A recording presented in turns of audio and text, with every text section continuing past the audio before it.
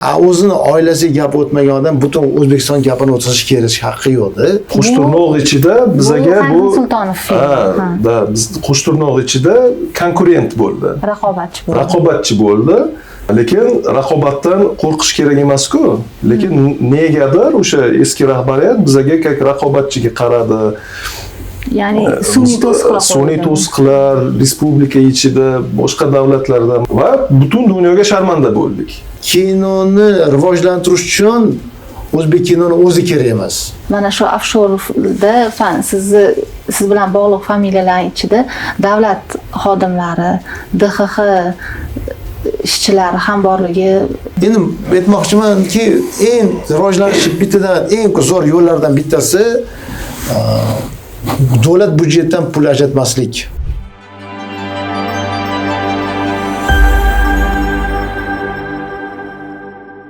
Assalomu alaykum. Diplomatda bugun yana kino mavzusi. Biz kino atrofidagi mavzularni ko'p ko'tardik. Kino sohasidagi prokuratura tekshiruvlari, budjetdagi mablag'lar, shu bilan birga ijodkorlar ichidagi kinodagi senzura haqida. Bugun esa kino biznesmeni biz bilan suhbatda Farruh To'laganov. Farruh To'laganov Toshkentdagi Next Cinema, Mega Cinema, Riviera Cinema, Family Cinema va Anhor Cinema va Salom sinemani egasi, balki milliardermi bilmadim, balki o'zingiz tasdiqlaysiz yo inkor qilasiz, Farruh To'laganov va yana biz bilan suhbatda bo'lgan, o'tgan safar kinodagi ko'p muammolarni ochib bergan Istanbuldagi kino akademigi rejissyor va kino distribyutori, Toshkentdagi kino distribyutori Eldor aka Yo'ldashev. Xush kelibsizlar. Bizga vaqt ajratganingiz uchun kattakon rahmat. Birinchi savolni kino biznesmenidan boshlasak. O'zbekistonda siz Toshkent ichida shuncha kino teatrlariga egasiz. Bu ya'ni o'zi umuman kino teatri ochish O'zbekistonda qanchalik foydali biznes? Sizga tegishli shuncha kino biznesi bormi? Demak, foydaliki ochgansiz demoqchiman. Qancha mablag' ketadi va daromad keltiradimi? Bugun odamlar kinoga tushyaptimi? Assalomu alaykum. O'zbekiston sharoitini olib qaragan bo'lsak, O'zbekistonda o'zbek xalqi kinoni juda yaxshi ko'radi. Bundan 30-35 yil oldin SSR sobiq ittifoqi talqinida olgan bo'lsangiz, O'zbekiston 2-3 o'rinda turgan har doim. Ayniqsa, mana misol uchun Namangan viloyatini olsangiz, Namanganda juda ko'p bo'lgan kinoteatrlar. Hozir kelib ancha kamayib ketgan kinoteatrlar, ayniqsa hozircha xususiy kinoteatr hisobiga yurib turibdi. Sekin-sekin endi 2016-yildan beri ko'tarilish bor, lekin baribir yaxshi kino yetmayotgani sababli biza O'rta Osiyo davlatlari ichida, misol uchun Qozog'iston, Qirg'izistondan ancha qolib ketyapmiz. Chunki bizda aslida kinoteatrlar chet el kinosi hisobiga yurib kelyapti. Agar men ko'p o'rganib, chet el kinosi ko'proq qaysi tarjimada muxlis ko'p? Rus tilida. Eng paradoks shundaki, qarang, O'zbekistonga olib kelayotganimizda shu kinolarni ruscha perevod topganimizda Gollivud studiyalari sizlarga yordam beramiz deb o'zbekchaga ham tarjima qilib berdi bizlarni kinolarni, shu olib kelayotgan kinolarni. Takoy kassoviy kinolar, lekin odamlar tushmadi shunga-da. Mana hozirgi ketayotgan Человек-паук o'sha odam o'rgimchakda ham perevod qilib berdi, Disney tarjima qilib berib. O'shanda ham odam kam. Endi Gollivud studiyalari nimani qilib bo'yatadiki, ular vatanparvarlik hisobidan emas, balki shuni hisobiga klient ko'paytirarsanlar. Chunki O'zbekistonda bor ishlayotgan 8-9 kinoteatr ishlayapti.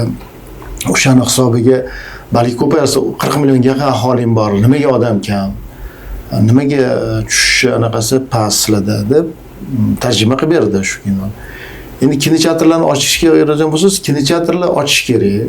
Toshkentning o'ziga kamida hozirgi anaqada sharoitda 8-9 kinoteatr aktiv ishlayotgan bo'lsa, bundan yana 10 barobar ochsa bo'ladi. Men qo'rqmasdan ayta olaman. Bozor bor demoqchisiz.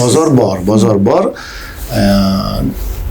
Faqat shu bozorga bizga joy yetishmayapti. Shu kinoteatrlarni ozgina davlat tomonidan xohlaymizki podдержка qilishligini bizni qo'llab-quvvatlanish. Biz so'ramaymiz, kinoteatrlar so'ramaydi, налоги, logotlarni bizga logoti beringlar deganaqa yo'q. Chunki shunday turgan sharoitda ham foydasi bor, kinoteatrlar ishlasa bo'ladi. Lekin biz faqat so'rab qolardiki, yaxshi kino ishlab berishligini. Chunki kinoteatrlar rivojlanishi milliy kinoga juda katta bog'liq. Qozog'istonda ham, Qirg'izistonda ham milliy kinolarning rivojlanish hisobiga bum bo'lgan kinolarning rivojlanishi, kinoteatrlarning ko'payishi. Agar kino bo'lmasa, kinoteatrlar rivojlanishi mana shunaqada qolib ketaveramiz. Lekin mana hozir kino deyarli o'zbek kinolari yo'q-ku. Mana Eldor aka, rejissyor, o'zbek kinosini bir tahlilchilari sifatida bu ko'p maqolalar e'lon qilib turasiz. Kino yo'q, mana sizlar ko'pincha rejissyorlar, aktyorlar aytishadi, kinoteatrlar yo'q deb aytishadi. Lekin mana kino teatr biznesmeni kino yo'q deyaptilar, lekin ikkalasi bir-biriga bog'liq, lekin o'zbek kinolarida muammo siz haqida ham qisqacha gapirsangiz? Yo'q, soni bo'yicha O'zbekiston birinchi o'rinda ham desak bo'ladi. Kino ishlab chiqarish bo'yicha. Da, soni bo'yicha. Lekin sifati bo'yicha oxirgi o'rinda. O'sha uchun endi nima deylik? Kechagi yig'ilishni olsak bo'ldi, imtiyozlar berildi ko'p, misol uchun senzura olib tashaldi deyishdi, boshqacha tuziladi endi deyishdi, rahbar ham o'zgardi, avvalgi rahbar adabiyotshunos tushunmaydi degan kino rejissyorlar ko'p shunday gap aytishgani, mana o'zinglarni hamkasbinglar keldi. Endi nimadir o'zgarish bormi? U yerdagi muhitdan xabaringiz bormi, o'zgarishmi? Men nima deylik, ham realist, ham optimist sifatida, ham pragmatik sifatida bitta narsa aytaman. Haqiqatan shunaqa narsaga o'xshaydiki, hozir mana o'zbek kinoga qanaqadir yangi to'lqin emas, tsunami kelishi kerak. Chunki haqiqatan 1-iyunda prezident boshchiligida yig'ilish o'tkazildi. Juda muhim tanqidiy yig'ilish o'tkazildi. Masalan, 3 ta organ yopildi. Ya'ni kichkina organ emas. Bosh vazir boshchiligida milliy komissiya yopildi, speechwriter boshchiligida milliy kengash yopildi, Shuhrat Rizayev boshchiligida badiiy kengash yopildi. Keyin demak mana yaqinda 12-iyulda yangi rahbar tayinlandi. Bu yangi avlod, yosh, kreativ direktor Jahongir aka Ahmedov. Demak, mantiqiy nimadir bo'lish kerak. O'zgarishlar bo'lishi kerak. Umid qilaman o'zgarishlar bo'ladi va soniga emas, sifatga e'tibor beriladi endi, Xudo xohlasa. Chunki kino shunaqa narsaki, kinoteatrlar kinoga bog'liq, kinolar kinoteatrga bog'liq. Endi oddiy qilib tushuntirsam, avtomobil. Mana fizik jihatdan xohlaymizmi yo'qmi, 4 ta g'ildirak bo'ladi. Bizda orqadagi g'ildiraklarimiz bor. Bu kadr va moddiy texnik baza. Ya'ni kinoijodkorlar bor, yaxshimi yomonmi, lekin bor. Moddiy texnik baza yo'q emas, infratuzilma bor, yangi pavilyonlar, yangi оборудование. Lekin oldindagi 2 ta g'ildiraklar asosiy ular men hisoblayman, chunki ular tortadi, ular chapga o'ngga buriladi. Bu kinolarni yetkazish, ya'ni distributsiya, marketing. Mana bu bo'yicha hech narsa qilinmadi. Vot. Agar avtomobil misolida, lekin shu davlat byudjetidan nima deylik, o'sha i98 eng qimmat benzin qo'yilyapti, har chorakdan tuning qilinyapti endi ko'rinish uchun. Lekin A nuqtadan B nuqtagacha avtomobil yetib bormayapti. Chunki asosiy g'ildiraklarimiz yo'q. Biz endi mana xususiy biznesmenlar, distributorlar sifatida o'zimiz endi ochmoqchimiz. Marketing bo'yicha kinoshunos Nigora Karimova boshchiligida mana kino tanqidchilar klub ochyapmiz. Distributsiya bo'yicha mana hozir kammi ko'pmi tajribam bor, xalqaro distributsiyada, mahalliy distributsiyada. Bu bo'yicha alohida kompaniya ochyapmiz va umid qilamizki, davlat ham yordam beradi. Chunki nima deylik, eski rahbariyat paytida yordam berish o'rniga ko'proq xalaqit berishgan. juda ko'p. Misollarim juda ko'p. Endi xudo xolasa mana tizim o'zgardi, rahbariyat o'zgardi. Xalaqit yetkazish o'rniga balki qo'llab-quvvatlash bo'ladi. O'sha uchun shu, lekin muammolar yetarli. Menimcha Jahongir akaga ham oson bo'lmaydi. Eng katta muammo bu eskirgan samarasiz hujjatlar, normativ huquqiy baza. Shuncha qarorlar chiqardi. Mana tasavvur qiling, 17-yildan bugungi kungacha davlat rahbarimiz 11 ta hujjatga qo'l qo'ydilar. 91-yildan 2017-yilgacha Karimov bor yo'g'i bitta hujjatga qo'l qo'ydi. Kinoga bog'liq, kino bilan bog'liq. Lekin yana o'sha gap, soni bor, sifat yo'q. Shuncha qog'ozlar, hujjatlar, qonunlar, qarorlar, farmonlar, farmoyishlar chiqqanki, lekin natija yo'q. Endi misolim keltirsak, juda ko'p misollar. Masalan, 568-sonli qaror bor, Vazirlar Mahkamasiniki, rebate to'g'risida. Qarang, 2020-yilda chiqqan, hozir mana 6 yil mobaynida mana Lex.uz'da chiroyli qilib turibdi, bo'ldi. Lekin na davlatga, na sohaga bir tiyin investitsiya ham kiritmadi, imajiga, obro'yimizga ham xizmat qilmadi bu hujjat. Lekin Lex.uz'da turibdi mana. Shunaqa hujjatlar juda ko'p. Mana oxirgi hujjat ham, demak, mana joriy yil 2-iyunda prezident farmoni, 103-sonli prezident farmoni chiqdi. Endi bu kishi kinoteatrlar egasi, asoschisi, man distributor. Unda masalan, na kinoteatrlarga, na distributorlarga hech qanaqa imtiyozlar, hech qanaqa bizning sohamiz bo'yicha bir dona ham topshiriq yo'q. Masalan, soliq, mana barcha strukturalarga soliqdan ozod qilindi, imtiyozlar berildi.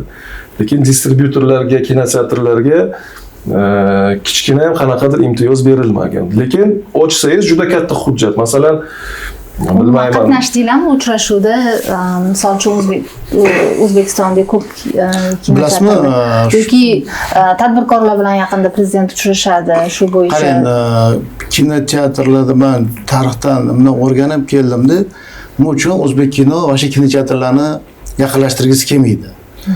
Yani xususiy kinoteatrlarni. Xususiy kinoteatrlarni, даже o'zlik kinoteatrlarni, davlat kinoteatrlarini ham agar olib qarasangiz, hozir o'zbek kinoda 3 ta kinoteatr bor Toshkent shahrida, Panorama, G'uncha kinoteatri, u ham bir paytda meniki edi. O'zbek kino mamna suditsiya qilib, sudlashib oldi o'ziga, lekin na o'zi ishlatadi, na boshqa narsa qiladi. O'zimni chaqirib o'zim ham kinoteatrda biz kichkinaligimizda ko'p tushganmiz oldin. O'ta endi kinoteatr edi. O'ta daromad manbai. O'zbek kinoni o'nchi kinoteatr na o'zi ishlatadi, na birov ishlatishga beradi. Misol uchun men o'zim remontlarda qatnashgan edim. Bizning poytaxt markazidagi Yulduz kinoteatri, u ham yopilyapti, u ham davlat kinoteatri. Endi tarixni olib qaragan bo'lsangiz, bilasizmi, mana shu O'zbekiston mustaqillik bo'lishidan 3 yil, 4 yil oldin Moskvada juda katta syezd bo'lganda, o'sha yerda rejissyorlar kinoteatrlarni o'sha yerda anaqa chetga chiqarib tashlagan. O'sha tarixdan, o'sha syezdda o'sha protokollar haligacha bor. Chunki rejissyorlar, mana shu kinojodkorlar Soyuz kinematografistga qaraydi. Kinoteatrlar Goskinoga yarmisi o'sha paytda rais polkom bilan yarmisi rais polkomga qaraydi, o'sha tomondan qo'yilardi. Endi partiyaviy anaqa bo'lgani uchun o'sha chiqarib tashlagan shu tizim, shu qarash bizda haligacha qolib ketgan. Endi 40 yil bo'lyapti, shu tizim haligacha qolib ketgan. Chunki misolda aytamanki, eski rejissyorlar, o'tgan hozir rejissyorlar mana 10 yillar men o'zbek kinoni majlislarida qatnashib kelsam, o'sha gap, men ertaga zo'rini olaman, men anaqasini olaman, yoshlarga yo'l yo'q. Mana bitta anaqa shu rejissyorlar o'sha umuman chiqib ketib, domlalik qiladimi, yo mentorlik qiladimi, o'qituvchilik, xudruk bo'ladimi, lekin yoshlarga o'z joyligini bo'shatib berishligi kerak yoshlarga. Chunki o'zbek kinoda har yil budjet ajratiladigandan o'sha 10 ta rejissyor o'shalar pulni talashadi, boshqa hech kimni yaqinlashtirishmaydi. Faqat o'shalar. Qara endi mana O'zbekiston ko'p sohada juda rivojlanib ketdi. qancha sohalarga chet eldan investitsiya kelyapti. Kinoteatr ham bu biznesda. Nimaga shu paytgacha chet eldan bir tiyin ham investitsiya kelmadi? Kinoteatr sohasiga. Kino va kinoteatr sohasiga. Sanoat hisoblaysizmi? San'atdan hisoblaganingizda ham men kelmayapti. Men shuni o'ylashmayapti. Men kelmayapti. Chunki qanaqadir определенный kruг monopoliya qo'ygandan keyin, kinoni ideologiyada qo'rqitgandan keyin hammani kirishi ularni qiyin bo'ladi. Liboy o'tirsinlar, olganingizda rivojlanish investitsiyaning hisobiga. Investitsiya bo'lmasa, faqat davlatda pulini kutib o'tirsa, boqaman daliyani qazib o'tirsa, hech qachon baraka ham bo'lmaydi, rivojlanish ham bo'lmaydi. Mana shu kino ijodkorlari ham o'zi investitsiya topib, o'zi mablag' olib kino olish kerak. Qarang, kino ijodkorlari emas, mana shu kinoni olayotgan odamlar, mana bu shu otgan odamlar bizda nimasi eng katta xatoki, men hech qaysi kino ijodkorlarni ayblamoqchi emasmanki, chunki rejissyor bo'yinda hamma narsa bo'yinida qolib ketyapti. O'zi reklama qiladi, o'zi anaqa qiladi. Oxiri bir amallab kinoni oladi, topshiradi O'zbek kinoga, davlat byudjetiga. Bo'ldi, u yog'i bilan ishi yo'q. Ishi yo'q, O'zbek kino oladi, uni kinoteatrlarga chaqirsa chaqiradi, chaqirmasa chaqirmaydi. Endi nimasi выгоднeyroqki, uni olib tezroq televizorga qo'yib yuborish O'zbek kinoga выгоднeyroq. Chunki mana olding, televizorda qo'yib yubording. Kinoteatrda bunaqa katta pul yig'maydi, to'g'ri. Kinoteatrda katta pul yig'maydi kino.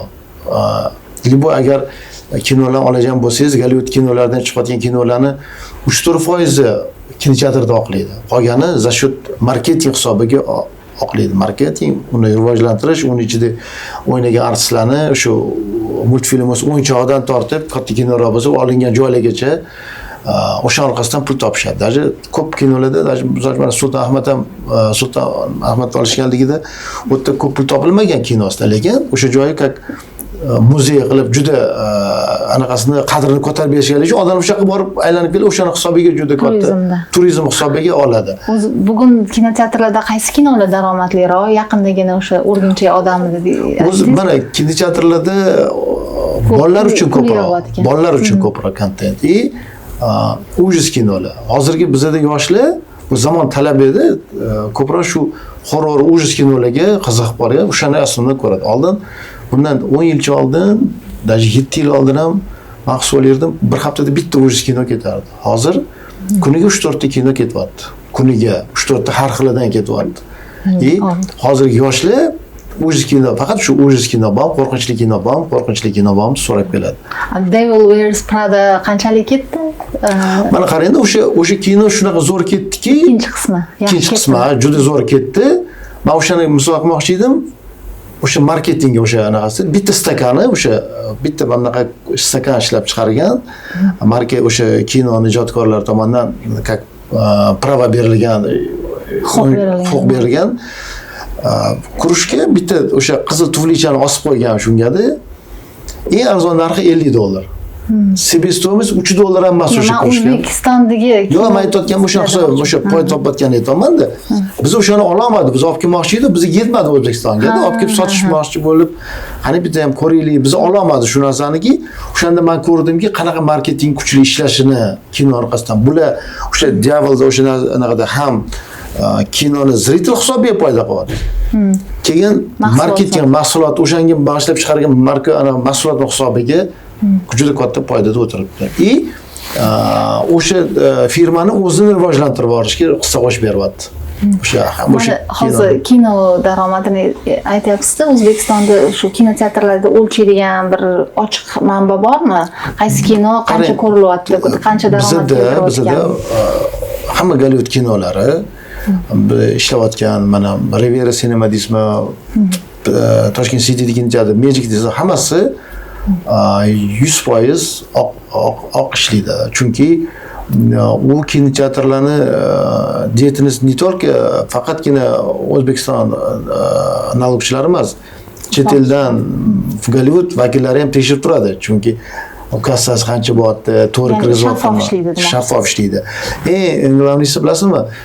Mana shu oxirida O'zbek kinoga endi yangi rais bo'ldilar. Endi bizani hali chaqirganlari yo'q.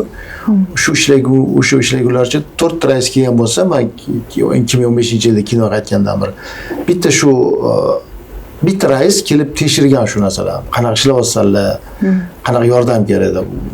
Firdavs Abduxoliqov degan odam tekshirib, nima yordam kerak, nima qilsangiz yana rivojlantirib bera olasizlar, nimandan nima yordam kerak deb bitta shular kinoni teatr оборудованиясiga o'sha anaqalariga logot olib berganlar. Logot olib berganlar. Endi hozir u odam boshqa o'tib ketdi, imtiyoz olib berganlar. Odam boshqa joyga o'tib ketdilar. Bizda to'g'risini aytaman, o'tib ketgan kuni ertasi kuni bizani o'sha prokuraturaga o'zbek kino yozib bergan. Agar nima asosda yozib bergan, nimaga? O'sha kino qo'yapti, bunaqa qo'yapti deb. Senzura bu. Senzura debdi endi. Senzura o'zi bu kinoni agar senzura mumkin emas bo'lsa, televizorda bizdan kinoteatrdan bir haftadan keyin televizorda ko'rsatadi. Любой kanalingiz, o'sha shaxsiy kanallaringiz любой ko'rsatadi bu narsani. Men shu savolni berganimda o'zbek kinoni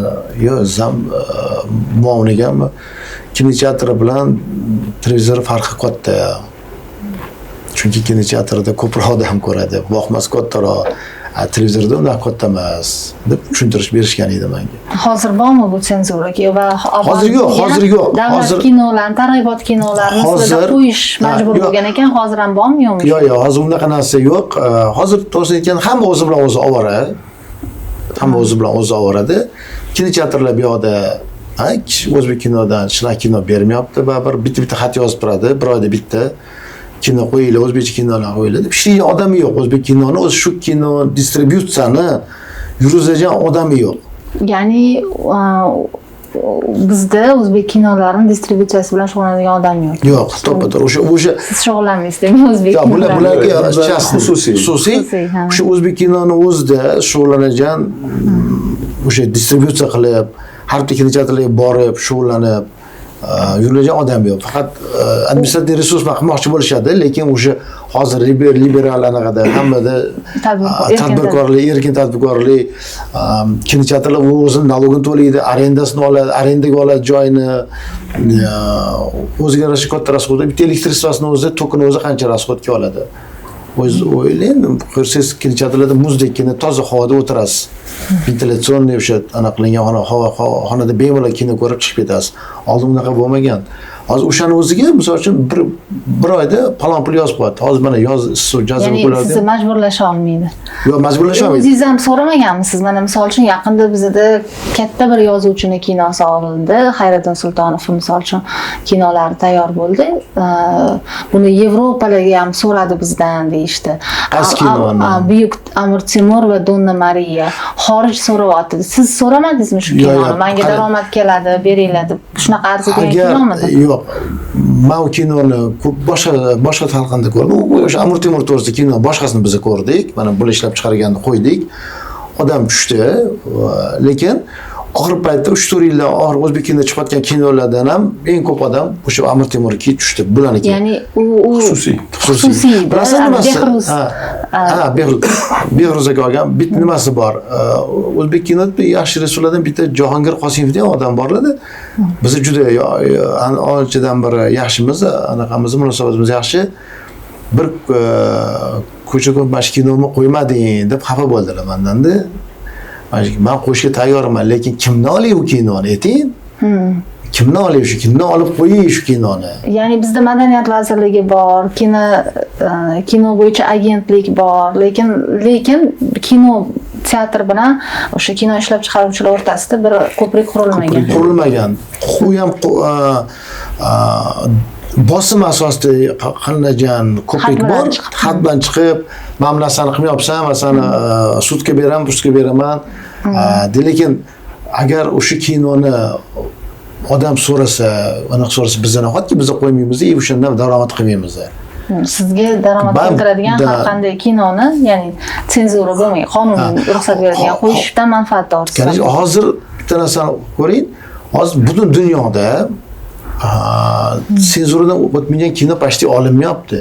Deyarli olmayapti. Deyarli olinmayapti. Hozir уже kinoni sohasi boshqa narsa bo'lib ketgan. Основной baribir shu butun insoniyatga foyda keltiradigan kino qilib olinadi. Ekstremist kinolar, religiozli yoki boshqa mana bu qanaqadir bolalarni anaqa qilish bunaqa to'g'risida kinolar deyarli olinmaydi. Biz ham har bitta kinoni olayotganimizda, pravasini olayotganimizda biz qanaqadir частично ko'rib olamiz shu kinoni. Agar bu kinoni biz ko'ramiz, erta yomon joyi chiqib qolsa, unda biz ishonamiz, Gollivud kinolar o'sha kinoni anchadan bir olmaydi. Lekin bizda shunisi bizga jahlim chiqaradi o'zbek kinoda. Agar chiqib qolsa-chi shu narsa deydi. Shu necha yillar shu ahvol. Qo'yayotgan kinoni baribir tekshiriladi, to'g'rimi? Ha, ko'riladi. O'zbek kino vakillari tomonidan kelib, har qanday kinoni qo'yamiz, tekshirib, ko'rib, tekshirib beradi. Endi to'g'ri, 100 tadan bittasiga zapret qilishi mumkin. Zapret qilishi mumkin. Biz hop deb olib tashlaymiz. Ya'ni taqiq qo'yish mumkin. Ha, mana biz ham mana o'ziga to'g'ri kelmaydi, lekin uni ham endi achinarlisi birodanga televizorda barib qo'yadi o'sha kinoni. Yoki YouTube'da yoki boshqa YouTube'da bo'ladi. Ko'ramas yoshlar ko'rib oladi. Даже oddiy misol uchun men shu paytda raisi bilan shuncha borib kirib yetdim, Anorani qo'yishga ruxsat bering deyish ham O'zbekistonga qarshi joyi yo'q. Bizni просто o'sha Anor O'zbekistondan bo'lgani uchun odam ko'p so'rayapti, qiziqyapti. Dilar yo'q dedilar. Keyin o'zlari ko'rganlardan yaxshilab tushuntirishgan bo'lar ekan. Hech qanday yomon tomoni yo'q ekan shu kinoni. Taqiq qo'ygan kim edi? Ya'ni Anora kinofilmi. Neglasining taqiq qo'yilgan. Ya'ni yopiq taqiq. O'zbek kino. O'zbek kinoni aslida raisidan ketgan narsa bu narsa. Endi men raisni yomon deb ayta olmayman, chunki foyda tomonlari ham ko'p bo'lgan o'zbek kinoga qaraganda. Endi ularning zamoni, men nima deb aytardim, ularning zamoni o'tdi. O'sha boshdan aytgan bu so'zim, yoshlarga berishlari kerak. Berildi mana endi mana yana bir savolim, uzr gapingizni bo'ldim. Multfilmlar haqida ham hozir aytdingiz, ko'proq bolalar uchun filmlar daromad keltiradi-da. Multfilmlar ham ko'p qo'yiladi. Biz xususiy kinoteatrlarda bilamiz. Bizda ham bolalar kontentini rivojlantirish markazi ochilgandi va bir nechta vazirliklar milliardlar miqdorida multfilm uchun ularga mablag' o'tkazib berishdi. Ya'ni natijasi bordimi masalan kinoteatrga? Biroq multfilm berishdimi? Uni ko'rgan odamlar keldimi? U tashkilot hali yosh tashkilot. Ular bilan bir marta biz ishladik. Mana shu yangi yilda bizga bitta multfilm ishlab berishdi, Sehrlandi degan. O'shanda o'sha kinoni prodyuseri bilan, multfilmni men prodyuser bilan gaplashdim. U aytdiki, yangi yilga chiqaraman dedi. Men hayron qolganim, yangi yilda juda katta raqobat bo'ladi. Gollivud studiyalari tomonidan. Gollivudda o'zi 5 ta kitlari bor-da. Yangi yilda hamma yangi yil nasr anaqasi, yangi yil xulqi bor. O'shanga ko'proq odam kelib, o'shanda chiqaraman, men qo'rqmaysanmi dedim. Yo'q aka, men qo'yaman shu kino. Qani men o'zim sinab ko'rmoqchiman dedi. Shu, lekin ketdi kino. Men qoyil qo'yganim. Sehrlandiya qancha daromad yig'di? Hozir esimda yo'q, lekin endi daromadini hisoblab bizda общий yig'ilgan puli bo'yicha hisoblanadi. Общий, mana respublika bo'yicha men bilmayman, menda u daniylar yo'q. O'zimning kinoteatrlarimdan kelib chiqqan holda u multfilm 300 million, 500 million pul yig'di-da. Bizning o'zlariga ketgan. Bu juda yaxshi rezultat hisoblanadi. Ya juda yaxshi hisoblanadi. Juda yaxshi hisoblanadi. Ya'ni juda yaxshi boshqa xorijiy multfilmlar ichidami yoki O'zbekistonni qiyosida? O'zbekistonni qiyosida. Lekin mana bizda solishtiradigan boshqa multfilm ham yo'q, bunday qarasam. Bizda yo'q. Bizda mana masalan Malayziya multfilmlari keladi, Xitoy multfilmlari keladi. Chunki ularchi o'zini multfilm pul topmasa ham tursin shu kino iltimos deb olib keladi-da. Men odam tushmasa men qo'yaman. Hop ertalab multfilm ertalab bor bolalar keladi. Shu qo'yib ber ertalabga deydi. Ertalabga ikkita seans bo'lsa ham qo'yib bergan shuni multfilmni deydi. Endi hech qanaqa yomon jomoni yo'q. Biz qo'yamiz. Chunki bizda o'zi boshqa alternativa yo'q. Mana men shuncha aytdim, o'zbek kinoda shu multfilmni bitta qahramonimiz yo'q shu paytgacha multfilmdan. Shu bolalar shunga mana qilajak. Biz ham bolalarimiz o'sha chet elli multfilmlar gerolariga o'zini boshlab ketib qolyapti. O'sha qiyoslab minyon bormi, pavuk bormi, yo anavi o'yinchoqlar jangi bormi? Hammasi mana Zveropolis so'zi, Zveropolisda bunaqa odam ko'p kelganini men ko'rmagan edim o'sha multfilm. Qanaqa odamlar ko'p kelishini. Nahotki shu narsaga haligacha biz bitta giroy qila olmayapmiz. Qahramon. Multfilmda даже 2000-yillarda Rossiyada shu narsa oldinga qo'yildi, ishlab chiqarish boshladi o'zini. Eski siz multfilmni "Ну погоди"dan tortib, yengillardan Masha Medved, Finnikilarni ishlab borgan sari ularga pul tikilib, anaqa xalq ishiga olib kiryapti bu narsani. Ko'chalar siz o'yinchoqlari bor, kiyimlari bor. Lekin bizda ham katta pul tikilyapti. Ya'ni ochiq manbalarga qaraganda bolalar kontentiga katta mablag'. Budjetdan doimiy mablag' bor, undan tashqari vazirliklar o'tkazib. Bitta shu multfilmini ko'rdim, boshqasini ko'rganim yo'q, hali balki ishlab chiqarishayotgandir hozir. Bizlar bilan maslahatlashishmaydi, endi lekin o'sha multfilmi nisbatan yaxshi. Yo, nisbatan emas, men hisobimda yaxshi bo'ldi. Agar shu multfilmni, shunaqa multfilmni olursa, menga naborot yaxshi. Daromadga. Chunki chet eldanchi Gollivud kinolarini olib kelish ham unaqa oson emas-da. Har bitta studiya o'zining условиясini qo'yadi. Nagruzka kino beradi. Shartini qo'yadi. Uni bizda Gollivud kinolarini haqiqatan ko'rgisi kelmaydigan odamlar bor. Chunki bu narsani biz to'g'ri tushunishimiz kerak. Ya'ni o'zimizning mahsulotga ham baribir talab bormi? O'zimizning mahsulotga juda katta talab bor. Bizda bilasizmi nimasi? Men bilaman, ko'p kinolarda mana prokuratura tekshirish to'g'risida gapirdik-ku boshda. O'zbek kino ichida bir-biriga yozurgandan prokuratura tekshiradi. Men imini bitta rejissyorlarni borib uyigacha kuzatdim-da. Qani rohatga pul qilib. Oddiy uyda turadi. Oddiy uyda turadi, ko'chada oddiy joyda ovqatlanadi. O'sha restoranda ovqatlanishga puli yo'q o'sha. Lekin bilmayman, xatga ishlatyapti shuncha pulni, qaq ketyapti. O't paradoksmada-da. Даже mana misol uchun mana qarang, o'sha hamma yomonlagan, yaxshilagan Zulfiqor Musoqov bordi. Oddiy uyda turadi. Oddiy uyda, oddiy kiyinib yuradi. Oddiy shu bozor narsasini olib, menimcha mashinasi ham yo'q shekilli odamda. O'sha o'zbek kinoda, o'sha olgan kinosiga hisobiga oylik chiqarsalar kerak, anaqsa kerak. Men shuncha ular bilan talashganman, tortishganman-da. Endi men pul bo'yicha emas, biz ijod bo'yicha o'sha kinolarimiz kinoteatrda ketmayapti. Endi ular o'zlarigini gapirganlar, biz Telegramda shu kinoteatr ko'paymaguncha kinolar shunaqa bo'laveradi.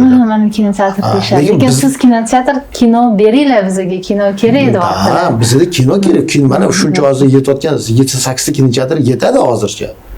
Bu o'zi boriga shukur. Va shu olib bersa o'zi agar kino ko'payib ketsa, kino yaxshilab chiqarsa, o'z-o'zidan bizda biznesmenlar juda ko'pki, mana Amerikada ochyapti-ku biznesni. Ochiqxona, ofitsialni Amerikada ochayotgan biznesmenlar bor. Nahotki o'ylasa ular qurmaydi O'zbekistonda kinoteatrlar. Hammasi qurib beradi. Даже qurilayotgan ko'ngilochar maskanlarda kinoteatr qilgisi kelmayapti hozir. Mana Samarqand darvozasida, Targov sentrida yo'q ketdi, Megada yo'q ketdi kinoteatrlar. Mana yangi qurilayotganlarda yo'q kinoteatrlar. Nega bular qilinmayapti? Chunki kino yo'q edi. Bitta men boshladim Gollivud bilan qornimiz to'ymaydi, rivojlanish bo'lmaydi. Mana hozir bir yopiq bir anaqani aytdilar-da, sizlar kino yo'q deyaptilar. Kino yo'q bo'lgancha yopilib ketyapmiz. Sizlar kinoteatr bo'lsa biz rivojlanamiz. Misol uchun Rashid Malikov ham shu gapni aytgandilar. Umuman o'zi ayb kimda deyman, menimcha men o'ylayman, kino bo'lsa kinoteatr ham bo'ladi degan fikrdaman. Chunki tadbirkorlarga yo'q, ayb tizimda. Ayb tizimda. Masalan, ayb yoki faqat kinoteatrlarda, faqat kinoijodkorlarda emas, ayb tizimda. Mana misol uchun, mana Farruh akam bir necha marta aytdilar, oxirgi loyihamiz Amir Temur filmi. Endi bilamiz, aprel oyi 690 yilligi munosabati bilan Ulug' Amir va Donna Mariya kino olindi. Qushtirnoq ichida bizaga bu Sultonov filmi. Biz Qushtirnoq ichida konkurent bo'ldi. Raqobatchi bo'ldi. Misol uchun Lekin raqobatdan qo'rqish kerak emas-ku. Lekin negadir o'sha eski rahbariyat bizga как raqobatchiga qaradi. Ya'ni sun'iy to'siqlar sun'iy to'siqlar respublika ichida, boshqa davlatlarda, masalan, Belarusiyada listopad kinofestival bor. FIPRESga ro'yxatdan o'tgan avtoritet festival. O'zbek kino tomonidan o'sha Ulug' Amir Donna Mariya va yana 3 ta kino yuborildi. O'zbek kinolari saralash bosqichidan ham o'tmadi. Bizning kinomiz o'tib, asosiy o'tmadi. Bizniki xususiy asosiy tanlovga tushdi. Ular xafa bo'ldi. Ya'ni qaysi film? Amir Temur. Ular xafa bo'ldi. Tashqi ishlar vazirligiga e'tiroznomani yozdi. Tashqi ishlar vazirligi elchiga topshiriq yubordi. Sobiq elchiga mana yaqinda almashtirdi Belarusiyada elchimiz. O'sha elchimiz festival direksiyasiga bo'ldi va butun dunyoga sharmanda bo'ldik. Chunki bu shunaqa shov-shuvli bo'ldi. Men yetib borsam, xorijiy ovellar, o'sha jurnalistlar oldimga kelyapti. Nima uchun davlat sizlarga qarshi? Mana shunaqa savollar bilan. Endi bu nima deylik, bu kimga kerak edi? Men tushunmayman. Respublika ichida ham bilamiz. Mana biz 1,5 oy prokatda turdik. Mana o'zlari aytdilar, chipta sotilmasa, bilet sotilmasa shunday kino ketadi ertangi kunda. 1,5 oy turdik barcha kinoteatrlarda respublika bo'yicha. Demak, odamlar kirgan, ko'rgan, lekin bironta reyting bo'lib telekanal biza haqida na reportaj qilmadi, na bironta ko'rsatuvlarga chaqirmadi, taklif qilmadi. Davlat telekanallarni. Yo'q. Lekin biz chaqirdik. Yo'q, sizlar chaqirdinglar. Telekanallarga shunaqa topshiriq bo'lgan. Mana Zo'r TV, Sevimli, My5, Milliy misol uchun eng reyting bo'lib telekanallarga shunaqa og'zaki topshiriq bo'ldi. Xususiy firmadan tomonidan olingan Amir Temur filmi. Shunaqa. Endi o'zingiz guvohsiz. Misol uchun press konferensiya qilganmiz. Press konferensiyaga 90% taklif etilayotgan jurnalistlar kelmadi. Chunki o'sha kun aniqlasak, tepadan topshiriq bo'ldi. Endi tavsiyaviy xarakterga ega topshiriq bo'ldi. O'sha uchun press konferensiyamiz o'sha kun tor doirasida o'tdi. O'sha uchun javob oddiy savolingizga, sabab tizimda. Lekin baribir mana umid qilamiz, hozir tizim o'zgarsa, mana yangi rahbariyat keldi, yangi g'oyalar bilan, yangi dunyoqarash bilan endi yangi avlodku. Mana shunaqa muammolar ham balki bo'lmaydi. Hozir Farruh aka ham aytdilar, mana o'zbek kinoda distributsiya bo'yicha bitta odam ham yo'q. Biz taklif berdik, hozircha javob olmadik. Misol uchun balki biz ham his qo'shamiz, o'zbek kinoga yordam beramiz. Chunki bizda tajribamiz bor. Mana Amir Temurni 100 tadan ortiq davlatga olib chiqdik. Shu Amir Temur daromadi qancha qopladimi xarajatni? Qopladi. Xarajatni qopladi. Hali ham mana biz boshida festival distributsiyani o'tkazdik. 78-chi Kann xalqaro kino festivalida, original Kann xalqaro kino festivalida Amir Temur namoyishini o'tkazdik. Keyin teatral prokatini o'tkazdik. Bu katta ekranlarda, kinoteatrlarda. Keyin digital, raqamli. Oddiy o'sha Kion, Oka, Ividan tortib to Amazon Prime, Apple TV gacha raqamli prokatni o'tkazdik. Hozir Amir Temurni yirik kompaniyalarga sotyapmiz. Mana o'tgan hafta Aeroflot kompaniyaga sotdik. Mana ketma-ket bu paket deyishadi, o'sha distributsiya paketini qildik. Mana Amir Temur bir ijobiy rezultat bo'ldi. Har bitta film bo'yicha agar yaxshi, sifatli film bo'lsa, davlatniki. Mana biz tayyormiz. O'zbek kino bilan ishlaymiz. Har bitta film bo'yicha mana ketma-ket, mana 1-chi, 2-chi, 3-chi, 4-chi, 5-chi bosqichgacha olib boramiz biz bilan agar qanaqadir hamkorlik qilinsa. O'sha uchun menimcha hozir chiroq yashil, choraxa ochiq, faqat ishlash kerak, gaz bosish kerak. Men endi yoki optimistman, bilmayman. Yo, o'zi kinoni rivojlantirish uchun o'zbek kinoni o'zi kerak emas. Bu gapni biz Eldor aka bilan suhbatda aytganda, men nazarimda siz aytgandingiz, Gollivudda ham, boshqa joyda ham agentliklar yo'q. Yo, o'zbek kinoni bilasizmi? Erkin odam, u kim xohlasa kino oladi. Madaniyat vazirligi yo'q. Yo'q, Madaniyat vazirligi bo'lsin o'zini alaqasida, qanaqadir regulator bo'lib qolsin-da, lekin hamma narsaga aralashib, mana bu shu Xusayd bo'lganda ham umrida o'zi kino uchmaygan. Men o'zi ikkitasiga savol bergan o'sha. Men bu kino zapret deganda siz bolalaringiz ko'radimi shu kinoni? Ha, bolalarim ko'radi bu kinoni, o'zbekcha kinoni. Kim bolalardan so'raganman. Ko'plarni endi bolalarni taniymiz, farzandlarni bilamiz, nevaralarni bilamiz, bir xillarni. Ading, opang, doding ruxsat berishyaptimi shu kinoni ko'rgani?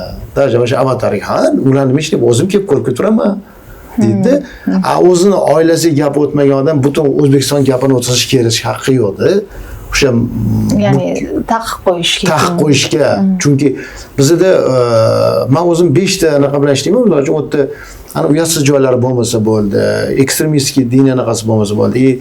Bizani davlat sistemamizga, davlat stroyimizga, go'stroyimizga qarshilik bo'lmasa bo'ldi. Chunki hozir unaqa kinolar hech kim olmaydi. O'zbekistondan ham men xohlardimki, agar o'zbek kinoni budjet ajratilmasa, Jahongir Qosimovni hozirgi agentliklari ham shart emas, deb olib qarasak. Jahongir Qosimov, Jahongir Ahmedovmi? Ya'ni Jahongir Ahmedovni hozirgi tashkilotlari ham kerak emas. U только reguliрующий organ bo'lib qolsa bo'ladi, lekin shuncha pulga ajratilayotgan bu содержаниясini o'zi budjetga ketayotgan pulni kinoga tikilganda o'sha ko'proq foyda keltirardi. Oddiy misol, ya'ni administrativ boshqaruvga ajratilgan 1 yillik budjetini olaylikda shu panoramani remont qilaylik. Mana panoramani o'zi oling, kreslolariga 50 yil bo'lyapti. 52 yil. Bunaqa agar Ruminskiy ham shunaqa kreslolari haligacha 2 marta, 3 marta restavratsiyadan o'tgan, festivallarda ham shuni ko'rsatishdi. Bizga necha marta taklif berdi, restavratsiya qilaylik deb. Endi bilmayman nimaga restavratsiya qilmadim. Panorama bu unikal kinoteatr o'sha Sovet paytida qurilgan anaqa keyin biz Rossiyadan chaqirgan edi u kinochilarni, mana shu kino prokatchilarni, оборудование zo'r joy ekan, zo'r kinoteatrlar qilsa bo'ladi. Kamida 4 ta 5 ta zalli chiroyli ana qilsa bo'ladi, lekin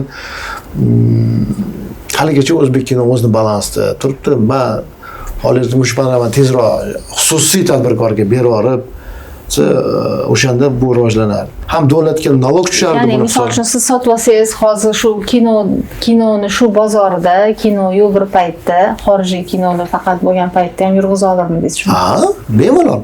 Bir paytda o'sha Firdavsga ishlayotgan paytlarda bitta kattaroq davlat arbobga so'raganlarda, men mana shuncha pul berardim. Qaytarib berasan, men to'g'ri aytgan, qaytarib beraman men u pulingizni. Beringlar, misol uchun, mana частный partnerство asosida ishlaymiz hamma.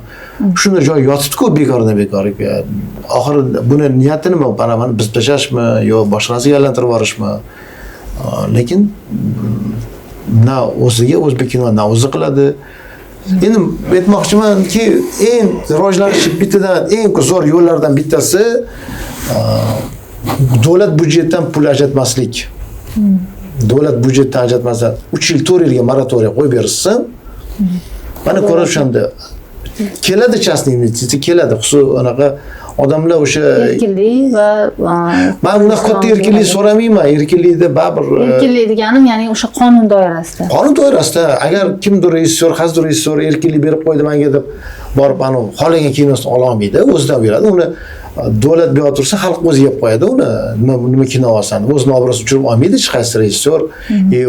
Bizda rejissyorlar bu narsaga, men tanigan rejissyorlar unaqa kino oladigan rejissyorlar emasdi. Просто ularga sal svoboda berib davlat budjetdan olib tasib, chunki davlat budjeti kattaroqda. Lekin mana shu erkinlik berib mana Baron 2 kinofilmi ham olindi, lekin u daromadga chiqa olmadi. Ya'ni prokatda qaroqchilik Baron kinoda prokat aslida qaroqchilik hisobiga bo'lgani yo'q, chunki mana bu chet el kinolar qaroqchiligiga chiqmaydi hech. U qaroqchilik chiqqan kinolar chetdan keyin o'sha plyonkas bizda deylari mana nechta kinolarni bilaman, частный hisobiga olinganda haligacha qaroqchilik ana kopiya chiqmagan, pirasi kopiya chiqmagan. Просто Baronni kinosini birini ham ikkini ham so'laymanki, o'zini o'sha kinoda olganlar bilan politikalar orasidagi konflikt hisobiga bular shu narsani chiqarib olgan.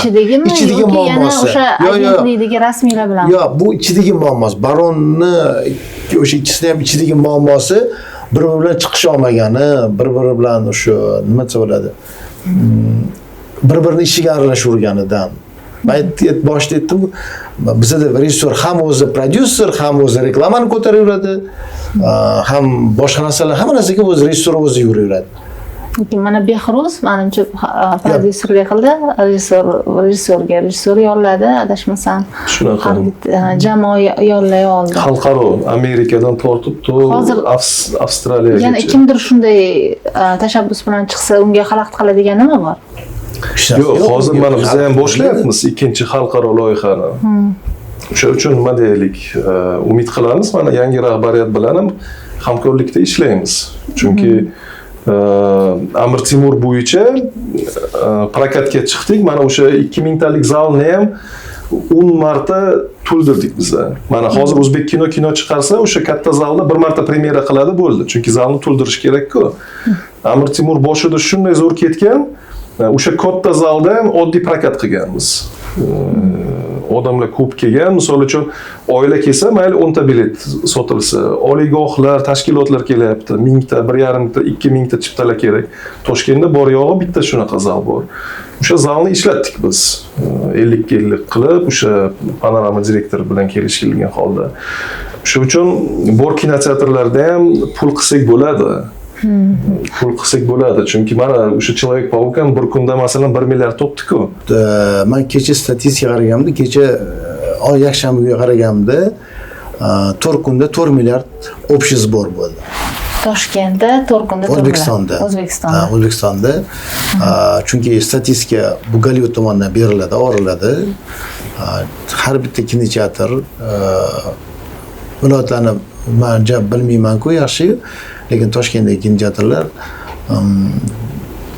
katta finansiy gruppalarga tegishli bo'lgani uchun bular o'ziga ravo ko'rmaydiki, qanaqadir levi bilet chiqarishni. Chunki o'sha shunaqa zamon bo'ldiki, qancha ko'p oq ishlasang o'zi ketaveradi. Chunki o'sha levi ishlash невыгодный bo'lib qolgan o'sha. Foyda yo'q. O'zbek kinoni qanaqasida ossiz bo'ladi-ku, что bekitgan sari eng katta xatosi bekitish, kinoni oxirigacha premyerasiga yetmaslik. Mana men hozir Gollivud kinoni men yangi yilda qanaqa kino qo'yishimni bilaman hozir. Bugun mana agar olsangiz 11 avgust bo'lsangiz, men bahor aprel oyida bilardimki, yangi yilda men qaysi kinoni qo'yaman kinoteatrlarimda. Men o'sha kunga o'sha prognoz qo'yib qo'yganman. Lekin hozir men O'zbek kinoga borib, kino bering mustaqilligi, mana mustaqillik 10 kundan keyin mustaqillik. Men kino qo'yaman desam, hozir beramiz, ko'ramiz deydi. Kino eng yomon bilasizmi? Bularni ichki konflikti bizani o'sha charchatib yuborganda, ijodkor bo'ladi, O'zbek kino bilan konflikt bor. Shu Baronikida ham xuddi shunaqa bo'lgan. Boshqa kinolarda ham shunaqa. Даже o'sha o'zancha o'sha Johoriy osmon falaklar qanaqadir kinoga kelib, lyochikda shuni qo'yib ber, bitta ko'raylik. Mayli ikkita seans bo'lsa ham, ikki kun bo'lsa ham qo'yib ber, men odam kelishini bitta ko'rib, o'zim kelib tomosha qilay degan edilar-da. O'sha kinoni olib qo'ya olmadi u bizada. Unga ham kimdirlar qarshilik qildi? Qarshilik, kimga borishni bilmaysiz. Kimga borishni bilmaysiz. Distributsiya o'sha bir iyul oyida, iyun oyida rais chaqirganlarda "Forish shuni qo'yaylik endi-ki, mana 5-6 bo'ldi, qo'ymayman, yo'q demayman sizga." O'sha shurtaga chaqirildi, qo'yamisiz? O'sha bitta odam chaqirdi, bo'ldi, shu bilan ketdi, shu otangga bor, onangga bor, bo'lib ketdi, shu bilan lekin hech kim ishi ham yo'q. Hech kim manaqasi ham yo'q. O'zbekistondagi IMAX kinoteatrini bizni o'zimiz tadbirkorlarga tegishli emasligi aytiladi, lekin shu haqida yo'q, qarang, O'zbekistonda IMAX kinoteatri IMAX kinoteatri aytilmaydi, IMAX kino zali bor deb aytiladi. Bu o'zi kinoteatr, super современный kinoteatr, ichida IMAX zali bor. Uni O'zbekistonga menimcha o'ylashim tegishli. U yerda siz aytayotgan o'ylayotgan bo'lsangiz, Qirg'izistondagi ular управляющий kompaniya, boshqaruvchilarni olib kelgan, как ishchi sifatida olib kelingan ular. Bu normal faktor hisoblayman. Chunki biz statistikani o'rganib chiqdimda, har kuni qaraymiz. IMAX zal ochilgani O'zbekistonda kinoga odamlarni tushishini ko'paytirib berdi. Odamlar yana ko'proq tushishni boshladi. Даже mana shu Riviera hisobida olingan bo'lsa, даже mana qarang, IMAX o'sha Toshkent City degan kinoteatr bor, sal narida Magic bor, bu yerda Next kinoteatr. Next kinoteatr eng eski kinoteatr. Hali ham ishlayapti shu Next kinoteatr. Nima hisobi? Chunki odam yana ko'paytirib beryapti. Ya'ni IMAX sistemasi. Lekin yo IMAX bunaqa men aytganimda bunaqa zo'r kinoteatr deb hisoblamayman, sistema deb hisoblayman, chunki biz endi o'sha anchadan beri ishlab kelayotganimiz uchun mana Qozog'istonda O'zbekistonga qaraganda ancha millionerlar ko'pda.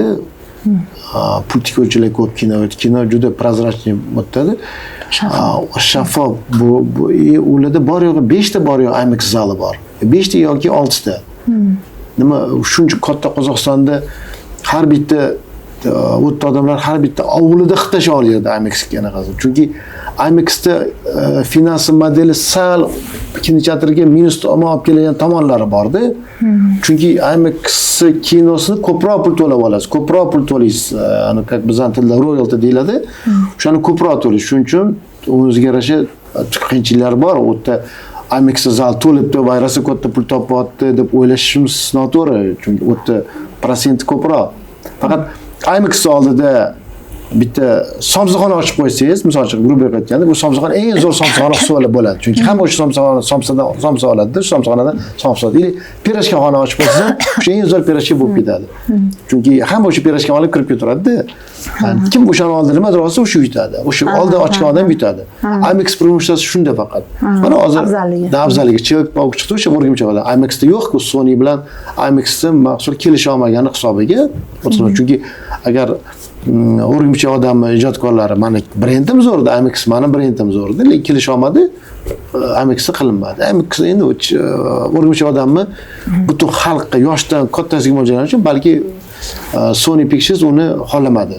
Lekin mana IMAX imkoniyatlari qaysidir ma'noda kinoteatrlarga balki o'sha hozir Instagramda ham kino bor, boshqa applarda ham kino bor, ya'ni mobil Setmoqchi shunga raqobatdan onlayndan bermaydimi demoqchiman-da. Yo'q, qarang, kinoteatrlarcha o'sha bilasizmi, pandemiya paytida menga aytishgan, bo'ldi kinoteatrlarga olib bor, hamma onlaynga o'tib ketadi, hamma YouTube'da ko'radi, streaming kanalida ko'radi. Yo'q, unaqa bo'lmaydi, chunki kinoteatrda ko'rishi zavqi boshqacharoq bo'ladi. Mana siz o'tiribsiz kinoteatrda ko'ryapsiz kinoni, qanaqadir kinoni ko'ryapsiz. Raqobat deb hisoblamaysiz. Hisoblayman, chunki oldingizda ko'rayotganlar bilan birga ko'rasiz.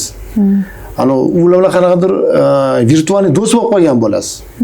Birga perejovat qilasiz, birga kerak bo'lsa yig'laysiz, birga kulasiz. Boshqa zavq odamlarga bag'ishlaydi. Shuni hisobiy kinoteatrlar hali beri o'lmaydi deb hisoblayman. Chunki onlaynda nechtasi ochilib, nechtasi yopilib ketyapti. Davom qilish mumkin hali ham, ya'ni kinoteatr bu bilasizmi, elitarniy sposob o'tdih bo'lib qolganda, entertainment bo'lib ketdi o'sha. Qarangki, hozir chiqayotgan kinolarda oldinga qaraganda badiiylik kamayib ketgan-ku. Ko'proq attraksion, ko'proq poyga, ko'proq kulishish, ko'proq ko'ngilochar anaqasi ko'payib ketgan kinolar. Oldin kinolarni olsa qarasangiz, mana bizlar rejissyorlar shunaqa kino olishadi, badiiylikka ko'proq chuqur anaqa berishadi. U shu men gapirdim, badiiylik kinoteatrlarda ketmaydi. Badiiylik televizor anaqasi. Televizor ko'rish yildan-yilga kamayib ketyapti. Endi ya'ni tarbiyalashimiz kerak, odamlar badiiy saviyasi tushib ketadi, shunga o'xshagan. Bu narsalar bu marketing hisob tuglatsa, chunki o'zi ko'proq mahsulot, byudjetni ko'proq olish uchun shu narsani boshlaydi. Men kino mashinani tarbiyalab beraman. Kino ulayotgan kino tarbiyalab bera olmaydi. Lekin mana Xon taxta filmlar oldin ko'p olingan, kinoteatrlar ham, o'sha G'uncha kinoteatri ham sizga tegishli bo'lgan, rosa daromadli bo'lgan. O'sha yillarda ham mana operatorimiz aytgandek, xususiy kinofilmlar olishgan, daromad yaxshi ketgan edi.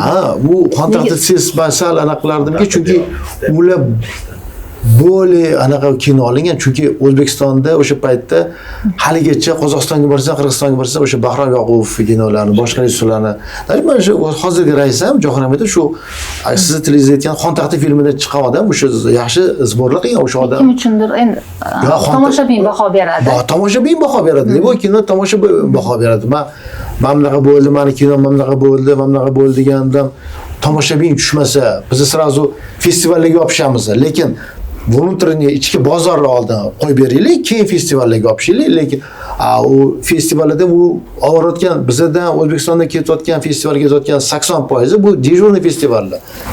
O'zim turizmni rivojlantirish uchun olib kel, masalan, qanaqadir priz beraman, faqat olib kelib qo'yib bersang bo'ldi deydi. O'tdan nimadir Xitoyda yasalgan sertifikat mana men priz olib keldim, maqtanib keladi. U bozorda bizda o'zdan bozorda ko'rsatilmagan kinolar ko'p edi.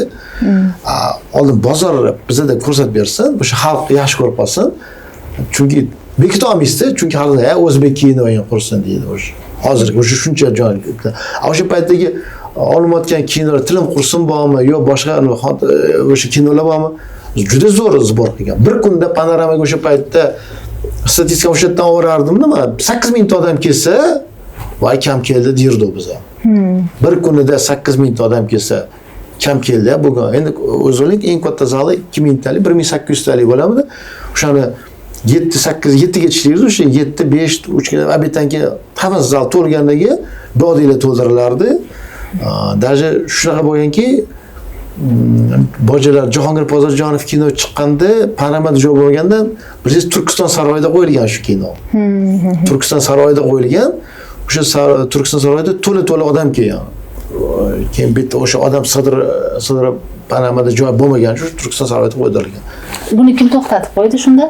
Buni o'sha o'zbek kinoning o'zi, bu senzura, men senzurada hisoblamasdimki, yo, u yerda hech qanday senzura yo'q. Bizda shunaqa tatbiq qilindiki, qaynona kelin temas, hammasi shu başta hamma kinolar qaynona kelin temasdan ko'tarilgan-ku, rejissyorlar ham bo'lsa. O'sha mavzuli yoqmay qoldi kimga? Yo'q, mavzuli kimgadir yoqmadi, kimgadir asabiy tegishni boshladi bu.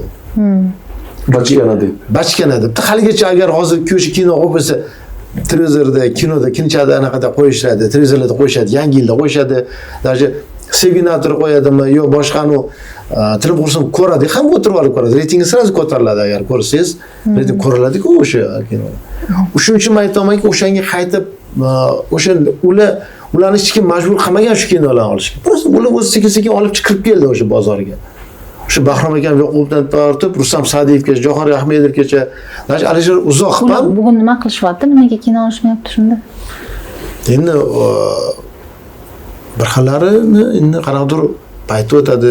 Har ijod har doim bir xil bo'lmaydi-ku. Kimdir o'zining vaqti bor, vaqt soati bor. Nima hisoblaysizki, ijodkorlarda bu o'tib ketadigan narsasi bor-da, o'zini payti kelgandan keyin mana даже shotaga bo'lardilar, shota bosib. Yoshlar qanaqadir yozganda kino olmaslardi. Va xudruk bo'ladi derganlar. O'zim ko'p gaplashgan. Yengil ham bor-ku, to'g'rimi? Yengil Shokir Xoliqov. Yo'q, men senzura nima uchun dedim? Mana shu bizaniki hozirgi nima deymiz endi ularni buyuklarimiz deymizmi, o'sha professional bir nechta o'nta dedingiz-ku, o'sha o'ntalikka murojaat qilsangiz, o'sha boybatcha deysizmi, sevginator deysizmi, ular bachkana so'zini ishlatadi. Bachkana so'zini ishlatadi va o'sha komissiya ichida, kengash deymizmi, milliy komissiya deymizmi, o'sha organ ichida o'sha kinolarni o'tkazmaydi ular. Bachkana. Badiiy kengashdan, lekin badiiy kengash hozir to'xtatildi-ku. Badiiy kengash farmon bo'yicha sentyabrdan yopiladi, xudo xolisa. Undan keyin yana hamma erkin kino ishlash mumkin bo'ladi nazarimda. Yo'q, har bitta loyiha ichida kichkina guruhlar, shu ishchi guruhlarga o'xshab kichkina guruhlar tashkil qilinadi. Shu guruhlar o'zi nazorat deymizmi, nazorat qiladi loyihani. Demak, yana nazorat bor. Endi vaqt ko'rsatadi. Bu ichki guruhlar qaysi nigoh bilan, qaysi qarash bilan ishlaydi, hozir vaqt ko'rsatadi. O'rnini shunda kichkina nazorat guruhlari egallagan demoqchimiz. Ishchi guruhlar bo'ladi. Ishchi guruhlar. Har bitta loyiha bo'yicha ishchi guruhlar bo'ladi. Ishchi guruhlar bu agentlikka ishchi guruhlarmi shunda? Endi agentlik tomonidan tasdiqlanadi, lekin o'sha guruhlar ichida, misol uchun, hozir ko'ramiz, endi mana ish boshlasa, mana Farruh akaga o'xshab, bizaga o'xshab, jurnalistikadan balki kimdirni taklif qiladi ular o'sha guruhlarga. Hozir nimaga частный kino olsada, nimaga qanaqadir 4 ta odam unga soglasiya berish kerak? Shuni aytmoqman-da, shu kengash to'xtadi. Agar u rejissyor u kino olgandan keyin 4 ta odam hal qilsada 40 millionni o'rniga-da. Agar u rejissyor o'zi noto'g'ri kino olib qo'ysa, yo qanaqadir siyosatga qarshi, yo jinoyatga boshlagan kino o'zi javob beradi u qonun oldida. Shu menimcha o'zi pul topgan, o'zi ya'ni homiy topib kino olgan odam O'zbekiston konstitutsiya va qonunlariga qarshi kino olmasa kerak. yo'q. uni badiiy kengash hozir yo'qdir, ishchi guruhda 4 ta odam o'tirib, agar yo'q bo'lmabdi desa zarar-ku, olmaydi-ku. O'sha olib bo'lgandan keyin, yo'q, mana buni olib tashlagansa, bilasizmi, bir kun syomочный pul necha pulga tushishini. Bu davlat buyurtmasi asosida bo'lsa, ishchi guruhlar bo'ladi. Ya'ni davlat xususiy kino bo'lsa, aralashishmaydi. Yo'q, baribir kelasiz, o'sha ruxsatnomani olish kerak-ku. Baribir kelasiz, yana bitta guruh deymizmi, kengash deymizmi, kimdir baribir ko'radi. Olsa ham, badiiy kengash bo'lmasa ham, kim kino olsa ham, demak baribir agentlikdan ruxsat olish kerak, shunaqami? Shunaqa. Hozir endi yangi rahbariyat balki qanaqadir islohotlar qiladi. Misol uchun mana eski rahbariyat paytida yana mana Amir Temur misolida biz Amir Temurni filmni olib bordik. Eski rahbar tomonidan masalan topshiriq bo'ldi. Bu kinoni Tarix instituti Azamat Ziyo boshchiligida ko'rsin. Ularga ma'qul bo'lsa, keyin biz yana ikkinchi marta ko'ramiz. G'irt qonunchilikka zid misol uchun topshiriq. Keyin biz e'tiroz qilganmiz, yo'q, mana o'rnatilgan tartibda tarixchilarga yoqsa ommaga ko'rsatasizlar, bo'lmasam yo'q. Tarixchilarga yoqsa keyin biz ko'ramiz ikkinchi marta. Biz to'g'ri diagnoz qo'yishimiz kerak edi. Kino rivojlanayotganiga bu yerda men o'zim siz bu chetdan qarab turganimda bular rosa qiynaldilar o'sha paytda. U o'zbek kinoni u shaxsiy e'lon yo'llashga nepriyazn sifatida kelib chiqayotgan holatda bu ko'rganman men. Chunki bizga ham neglashni aytishgan, qo'ymayman, men hech qachon hech kim gapini eshitmayman, chunki ijod qilyapti. Liboy kino, даже o'sha paytdagi anu Muzaffar Erkinovda ham bo'lardi. Kino olganda men ko'rganman-da, o'sha kinoni zo'r ekan bu kino. Badiiy kinoda zo'r olgan o'sha kinoni. Lekin unga marketing yetishmayotgan hisobiga kino uxlagan. Lekin hali hozirgacha agar anaqalarda ko'rsatsa odamlar ko'radi. Biz endi katta ekranda men bitta o'zim yoqib qo'yib ko'rganman, rosa yoqqan men kino. Bu o'zbek kinoni rivojlanayotgan sabablardan o'sha bittasi bir-biriga личный неприязнь hisobiga, ya'ni shaxsiy adovat. Shaxsiy adovat hisobi bir-birini tushib kelyapti-da. Agar shu narsani men hisob yerdimki, to'g'ri diagnoz qo'yib turib, to'g'ri yilga moratoriy qilib qo'ysangiz, o'shanda mana yoshlik kelib chiqadi-yu, yoshlik kelib chiqib, sekin-sekin kino olish boshlaganda ko'rasiz o'sha kinolarni, o'shanda davlatni zakaz bilan o'shalar kino bersa, arziyjan o'shanda yoshlik kelib chiqadi. Hozirgi o'tirganlarga aytaman, qo'rqmasdan aytib olaman, 10 yildan oldin men 2015-yildan beri qatnashib kelayotgan bo'lsam, o'zbekdan o'sha sostav mana men ertaga bersang zo'rni olaman, men zo'rni olaman, haligacha shu bitta karisi joyida aylanib yotibdi. Shaxsiy adovatlar boshqada. To'xtatish kerak bu narsani, to'xtatish kerak. Umuman pulni bermasdan turib, o'sha kelayotgan pulni kinchatirlarni men chastniga so'rayotganim yo'q, lgota so'rayotganim yo'q. O'sha panoramani, o'sha borini, o'sha Samarqandda bor Sharq yulduzi o'shalarni remontiga tikib, o'shalarni qayta jihozlab qilib bersa, o'sha katta gap. Chunki bu narsa davom etaveradi agar yana o'shalarga yana pul ketadi, yana o'sha eng yomoni bilasizmi nimasi yomonki, restoranlarda oladi kinondir, keyin aybdor kim? Aybdor kinoteatrlar aybdor qo'ymayapti, aybdor xalq. Xalq tushunmaydi bu kinoni. Xalq tushunmaydi, lekin tushunaylik, xalqqa aldolmaysizda. Xalqda yaxshi hozir xalq aybdor qila olmaymiz. Haqqimiz yo'q unaqa qilish. Menda rivojlanish faqat bo'lish saboni hisobiga rivojlanish bo'ladi. Erkinlik hisobiga borib, agar xususiy pul kelsa kinoga, o'shanda tintilab ishlatiladi o'shanda. Har bittasi nazorda bo'ladi. Shuncha o'tirsa rivojlanyapti, naqot kinoni rivojlantira olmaymiz. Bizda mashina ham bor ishlab chiqaradigan, shirinliklar ham bor, hamma, даже kiyim-kechak, hamma narsa o'zimizda bor ishlab chiqarayotgan paytda. Ya'ni aralashmasin, pul berishmasin demoqchisiz. Pul ham berishmay tursin, qo'yib beraylik, 4 yilga qo'yib beraylik. O'zi kuchli, o'zi kinoni yaxshi ko'rgan odamlar, kinoni qiziqqan odamlar, kinoga balet qilgan odamlar o'shalar pul tikib o'zi oladi kinoni. Mana hozir men har yangi yilda har bitta davlat o'ziga zo'r kinolar chiqaradi. Yangi yil bayram qilib berish uchun Rossiyada chiqadi, Qozog'istonda chiqadi, bizda chiqmaydi. Men 3-4 ta restoran bilan ko'rishdim. Endi hech kimga xabar bo'lishmasin, hammaning apetiti oshib ketganda. Hammaning apetiti oshib ketgan, bizda bozor bor, ishtahasi oshib ketgan. Mana shu o'zbek kinoni hisobiga. Qanaqadir kino olmoqchimiz, hozir 30 milliard, 40 milliard indamasdan chiqib ketadi. Indamasdan 30 milliard, his qiling, o'sha 30 milliard 40 milliard pulga panoramani zo'r qilib remont qilsa bo'ladi hozir. Yana oxirgi savolim, mana kino haqida gaplashdik, bas bir xulosalar ham bo'ldi. Oxirgi savolim, lekin sizga yoqmasligi mumkin. Yo'q, menga jurnalistik tekshiruvlar ko'p qilganman. Avval sizning familiyalaringiz Offshore Leaks'da chiqqan, ya'ni Panama Papers, Pandora Papers, offshore hududlardagi firmalar bilan bog'liq.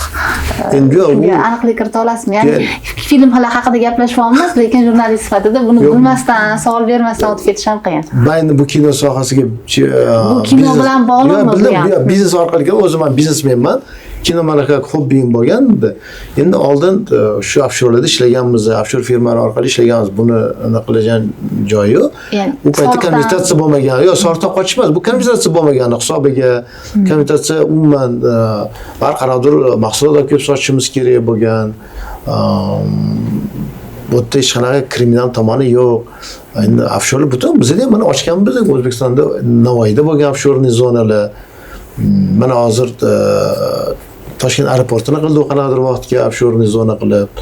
U hech qanaqa joyi yomon joyi yo'q. U narsani u biznesda, hech qanaqa ya'ni qonun ruxsat bergan. Qonun ruxsat bergan. Ya'ni unda to'g'ri qonun ruxsat bergan dersiz, lekin mana shu offshoreda siz bilan bog'liq familiyalar ichida davlat xodimlari, DXX ishchilari ham borligi.